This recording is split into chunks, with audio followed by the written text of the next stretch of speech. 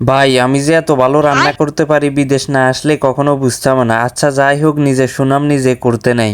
আসসালামু আলাইকুম, কি অবস্থা সবার? আজকে আমি আর সরকারে ভাবছি আমরা অনেকদিন পর বিরিয়ানি রান্না করব। অনেকদিন ধরে আমরা বিরিয়ানি রান্না করি না, কারণ আগে প্রতি শুক্রবারে রান্না করতাম। এখন আমাদের ব্র্যাক চেঞ্জ হয়ে গেছে। আগে যারা ছিল তারা এখন এক একজন এক এক জায়গায় আছে, এই কারণে আর বিরিয়ানি রান্না হয় না। এই জন্য আমরা ভাবছি আজকে অনেকদিন পর বিরিয়ানি রান্না করব। আচ্ছা যাই হোক, চলেন শুরু করি বিরিয়ানি রান্না। যদি মুরগি দিয়ে রান্না করেন তাহলে প্রথমে মুরগিকে ভালো করে বুনা করে নেবেন। এইদিকে কড়াইতে দেওয়া মাংস বুনা হতে থাকবে, অন্যদিকে আপনি পেঁয়াজ রসুন আদা এগুলো কেটে রেডি করে রাখতে পারেন। আমাদের আদা রসুন ব্লেন্ডার করা দেখে আবার কেউ হাসবেন না, আমরা তো কোম্পানিতে থাকি, এই কারণে কোম্পানি কিছুদিন পর পর ব্র্যাক চেঞ্জ করে। আমরা আগে যেখানে থাকতাম ওইখানে ব্লেন্ডার ছিল, ওখানে ব্লেন্ডার রাখি আসি। এখন এটা দিয়ে কোনো রকম ব্লেন্ডারের কাজ চালিয়ে দিতেছি।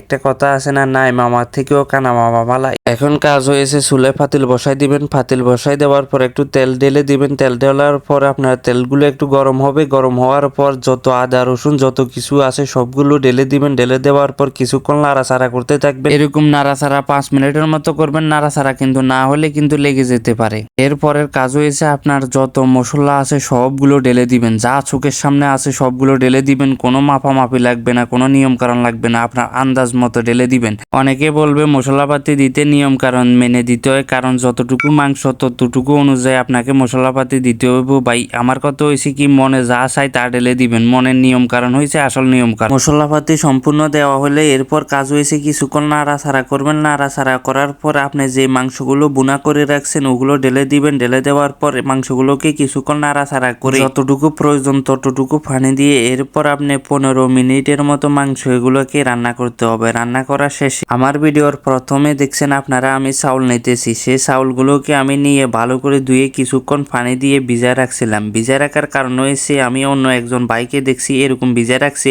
এই কারণে আমিও ভিজে রাখছি। ভিজে রাখলে যে কি হয় সেটা আমি জানি না। আচ্ছা যাই হোক, এখন মূল কথায় আসি। যে মাংসগুলো আমরা রান্না করছি সেগুলোর মধ্যে এখন চাউলগুলো ঢেলে দিবেন। চাউল ঢেলে দেওয়ার পর আপনার পরিমাণ মতো পানি দিবেন। যেমন চাউল যতটুকু দিবেন ঠিক ততটুকু আপনি পানি দিবেন। পানি দেওয়ার পর 15-20 মিনিটের মতো হতে থাকবে। হতে থাকতে থাকতে দেখবেন যে আপনার বিরিয়ানি রেডি হয়ে গিয়েছে। দেখুন ভাই, আপনারা কালারটা দেখুন। কালারটা দেখলে বুঝতে পারবেন বিরিয়ানি যে কতটা মজা হয়েছে। আপনার কালার দেখলে বোঝা যায় বিরিয়ানি কিরকম হয়েছে। দেখুন একের কালার আসছে ভাই, একের কালার বা একে আনতে পারে না। আমার সাথে যে সাদিক ছিল সে বলছে সবকিছু মিয়া মিয়া হয়েছে, কিন্তু একটু লবণ বেশি হয়েছে। আমার থেকে এতটা লাগে নাই, আমার থেকে মিয়া মিয়া লাগছে। আপনারাও চাইলে আমার মতো এরকম করে বিরিয়ানি রান্না করতে পারেন। ধন্যবাদ সবাইকে, সবাই ভালো থাকবেন। আল্লাহ হাফেজ।